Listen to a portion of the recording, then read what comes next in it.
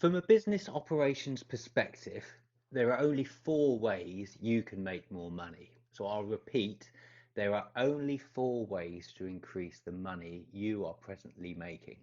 So, number one, revenue. You could increase your prices. You could increase the prices for all customers. You could increase the prices for new customers only. You could increase the prices for those people you don't like that much, or more likely those customers that cause you more bother. So what are the advantages of this? Well, in theory, you would immediately make more money at doing exactly what you're still doing now. I was recently told the story of a photographer who doubled his prices every time he felt comfortable with the service he provided.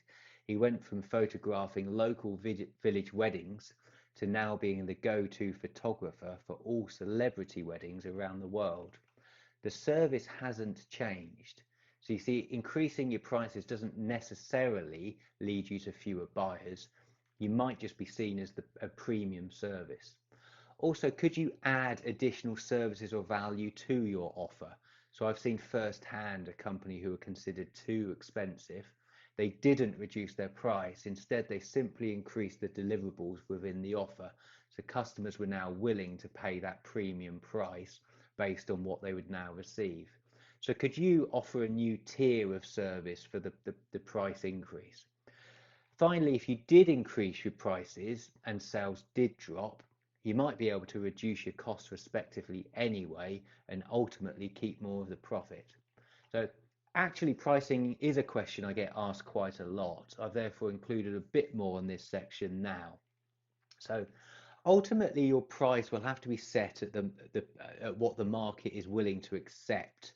So you might be seen as the expert in your field, in which case you charge more than the going rate, or you might be starting out, in which case you charge less than the average. If you are just starting out, I generally recommend you charge the price that will most likely mean you are still in business in 6 months' time. So i.e. you cover your costs plus a small salary, but you do still find some customers to get you off the ground. And this will give you confidence and references to lean on anyway. As I say, if you're already a known name in your industry or starting out with customers, then this advice may not apply to you. But on the screen now is what is called the pricing matrix. It's a really simple and pretty obvious method of pricing. So if you charge a low price and provide a low quality service, you're obviously economy pricing. So if you think Aldi, Lidl, Poundland, unfortunately no longer Asda or Tesco's, which is why they're struggling, but that's another conversation. If you charge a low price but provide a high quality service, you're looking to achieve what's called market penetration.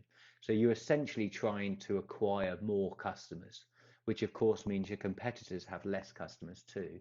This is the method I currently adopt and the best method if you just want to increase your number of customers. A high price and a low quality is what's known as skimming or price skimming. This is also known as riding that down the demand curve. This is essentially how the electronics industry operates, like a TV, the iPad, mobile phones, etc.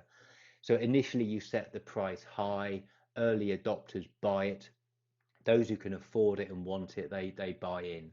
Once these people have all bought it, you reduce the price and you now sell to the second band of adopters.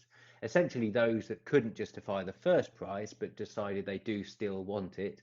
And then once they're all sold to, you reduce the price again and you go again. And finally, there's high quality, high price, and this is called premium pricing.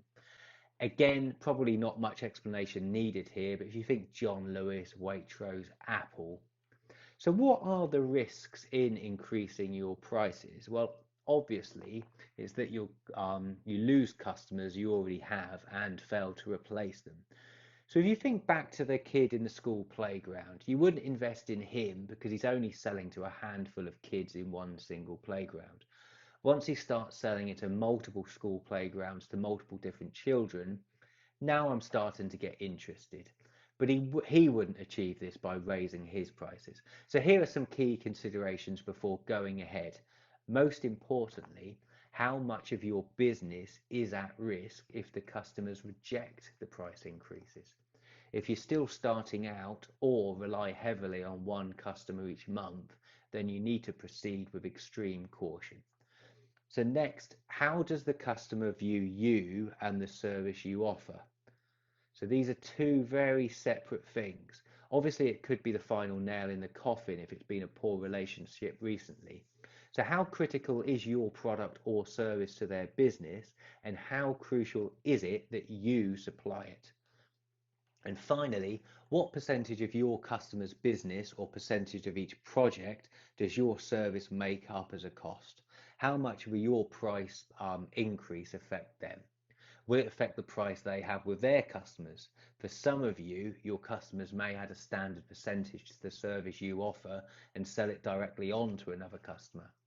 For all of this, my opinion is that to increase your prices, you must have a quality brand. And I literally mean invest in your brand, your logo, your content, your website, social media. Look cool and professional, make them want to stick with you, show them that you're going places. And of course, continue or improve your quality of service. The happier and more helpful you are, the more people will want you to stick around. So you need to be that low maintenance service or employee. So that's increasing your prices. Done.